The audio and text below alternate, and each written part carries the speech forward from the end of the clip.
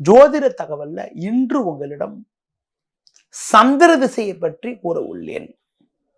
சந்திரன் நவகிரகங்களில் மிக முக்கிய கிரகமாகும்.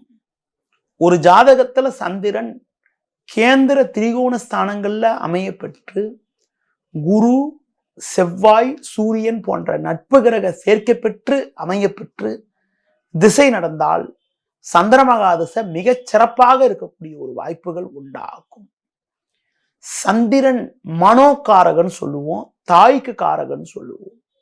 தாய்காரகன், மனோகாரகன் சொல்லக்கூடிய சந்திரன் பயணங்களுக்கு காரகன்.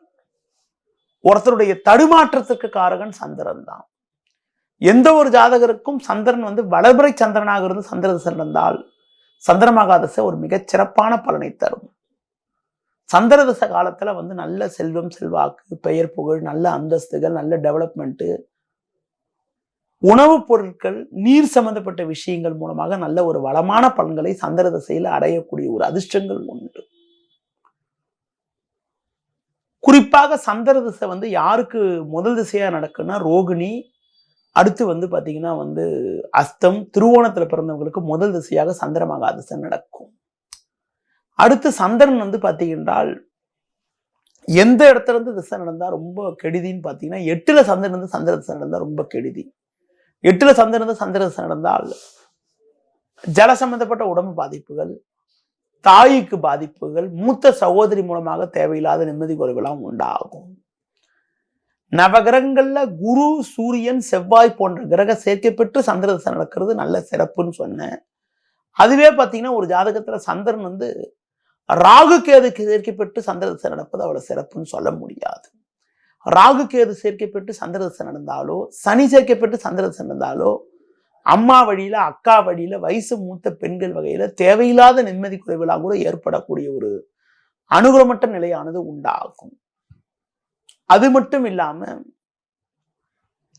குறிப்பாக சந்திரன் பாவகிரக சேர்க்கப்பட்டு சந்திர திசை நடந்தால் ஒரு மனக்குழப்பங்கள், ஒரு ஸ்டடி இல்லாத மைண்டு, என்ன செய்யறதுன்னு தெரியாம செய்யறது, தேவையில்லாத பழக்க வழக்கங்கள்லாம் ஏற்படக்கூடிய ஒரு அனுகூலமற்ற நிலையானது உண்டாகும். குறிப்பாக சந்திர திசை 10 வருஷ காலங்கள் நடக்கும். சந்திரன் ஒரு ஜாதகத்துல 3, 6ல சந்திரன் சந்திர திசை நடந்தால் வெளி மாநிலங்கள் மூலமாகவும், 9, 12ல சந்திரன் சந்திர திசை நடந்தால் வெளிநாடு மூலமாக கூட அனுகூலங்கள் அடையக்கூடிய ஒரு வாய்ப்புகளாக கூட உண்டாகும். 12ல சந்திரன் சந்திர திசை நடந்தா கண்டிப்பா அந்த நேரத்துல வெளிநாடு செல்லக்கூடிய அமைப்புகள், வெளியூர் செல்லக்கூடிய அமைப்புகள், வெளிநாடு மூலமாக நல்ல ஒரு வளமான பலன்கள்லாம் கூட ஏற்படும். பொதுவா குழந்தை பருவத்துல அந்த 10 வயசு 15 வயசு உள்ள இருக்கக்கூடிய காலங்கள்ல சந்திர திசை சந்திரன் நல்ல நிலையிலிருந்து சந்திர திசை நடந்தால் நல்ல ஒரு திறமை, நல்ல ஆரோக்கியம், சிறப்பான நிலையெல்லாம் உண்டாகும். அம்மாவுக்கு நல்ல சிறப்பெல்லாம் கூட கொடுக்கும், நல்ல பேச்சு திறமையெல்லாம் கூட கொடுக்கும். குழந்தை பருவத்துல இருந்து ஒரு 10 வயசுக்குள்ள இருக்கக்கூடிய காலங்களில் சந்திரன் பலகீனமா இருந்து சந்திர திசை நடந்தா ஜல சம்பந்தப்பட்ட உடம்பு பாதிப்புகள், அம்மாவுக்கு சின்ன சின்ன சோதனைகள், குடும்பத்துல ஏதாவது குழப்பங்கள்லாம் இருந்துட்டு இருக்கும். ஒரு 10ல இருந்து 20 வயசுக்குள்ள இருக்கக்கூடிய காலங்கள்ல சந்திர திசை சந்திரன் நல்ல பலமா இருந்து சந்திர திசை நடந்தா அவங்களுக்கு படிப்பில் நல்ல நாட்டங்கள், நல்ல ஒரு வளமான பலன்கள், நல்ல முன்னேற்றங்கள்லாம் கூட கொடுக்கும். அதுவே சந்திரன் பலகீனமா இருந்து சந்திர திசை நடந்தால் அம்மா வழியில சோதனைகள், அக்கா வழியில சோதனைகள், அம்மாவுக்கு சின்ன சின்ன பாதிப்புகள்லாம் கூட கொடுக்கும். ஒரு 20 வயசுல இருந்து 35, 40 வயசுக்குள்ள இருக்கக்கூடிய காலங்கள்ல சந்திர திசை நடந்தா, சந்திரன் நல்ல இடத்துல சந்திர திசை நடந்தால் ஒரு நல்ல முன்னேற்றங்களும், நல்ல ஒரு வளமான பலன்களும், ஒரு சிறப்பான மன வாழ்க்கையும், பயணங்கள் மூலமா நல்ல ஒரு வளர்ச்சிகளும் உண்டாகும். அதுவே பலகீனமா இருந்தா மன நிம்மதி குறைவுகள், குழப்பங்கள், தேவையில்லாத மன உடைச்சல்கள், அது மட்டும் இல்லாம பாத்தீங்கன்னா சகோதரிகள் இருந்தா அவங்க மூலமா நிம்மதி குறைவுகள், குடும்பத்துல தேவையில்லாத கருத்து வேறுபாடுகள், ஒரு தேவையில்லாத பயணங்கள்லாம் ஏற்படக்கூடிய நிலையெல்லாம் உண்டாகும்.